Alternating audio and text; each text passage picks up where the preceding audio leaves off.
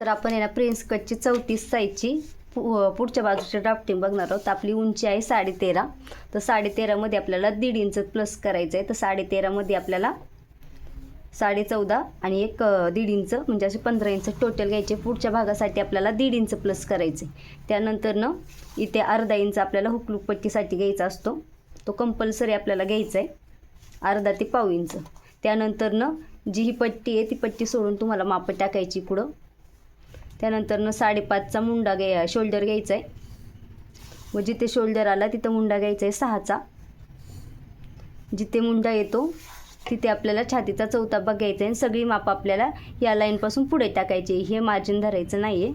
त्यानंतर ना छातीचा चौथा भाग आहे 8.5, तर इथे 8.5 प्लस 2 इंच। त्यानंतर ना कंबर आहे आपली 7ची,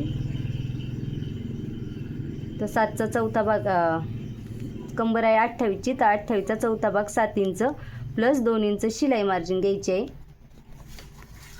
व शिलाई मार्जिन आपल्याला जोडून घ्यायचं आहे। त्यानंतर ना पुढचा मुंडा असल्यामुळे आपल्याला 1 इंच घ्यायचा आहे, व इथे गोल आकार देऊन घ्यायचा। त्यानंतर ना 2.5 इंचाची आपल्याला गळा रुंदी घ्यायची। आता पुढचा गळा आपला 6 इंचाचा आहे, तर 6 मध्ये अर्धा इंच प्लस करायचा, असं 6.5 इंच घ्यायचं। गळा व उंची तुमच्या आवडीनुसार चेंज होऊ शकते। त्यानंतर ना इथे सुद्धा 2.5 घ्यायचं आहे व 1 इंचावर गोल आकार देऊन घ्यायचा आहे, व आकार देताना इथून हे करायचं आहे। त्यानंतर ना इथून तुम्हाला प्रिन्स कटचा आडवा उभा टक्स घ्यायचा आहे, त्याचा चार्ट मी आपल्या पेजवर टाकलेला आहे। तर इथे 8.5चा 34चा उभा टक्स येतो 9.5, तर इथं 9.5 वर टिक करायचं। त्यानंतर ना 34चा आडवा टक्स येतो 3.4, म्हणजे 3.5ला एक रेष कमी, तर आपल्याला हा पॉईंट घ्यायचा आहे।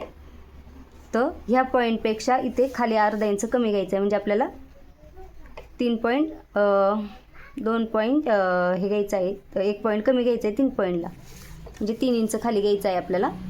त्यानंतर अशी क्रॉसमध्ये लाईन येते व हा मुंड्याचा शेप देऊन घ्यायचा प्रिन्स कटचा।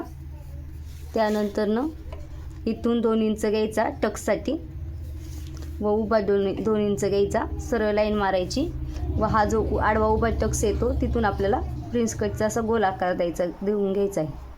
त्यानंतर ना जो हा 2 इंच आहे तो इथे तुम्हाला वाढून घ्यायचा असतो 2 इंच, जो इथे तुम्ही कट करणार, हा भाग आपला कट करण्यात जाणार आहे, तर तो इथे तुम्ही वाढून घ्यायचा।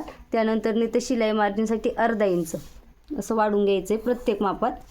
त्यानंतर ना इथून वर अर्धा इंच घ्यायचं। त्यानंतर ना इथून वर फिटिंगच्या साईडने अर्धा इंच घ्यायचं, असं क्रॉस टाकायचं। तर आपला हा कट करण्यात भाग जाणार आहे। हे झालं 34 साईजचं ड्राफ्टिंग।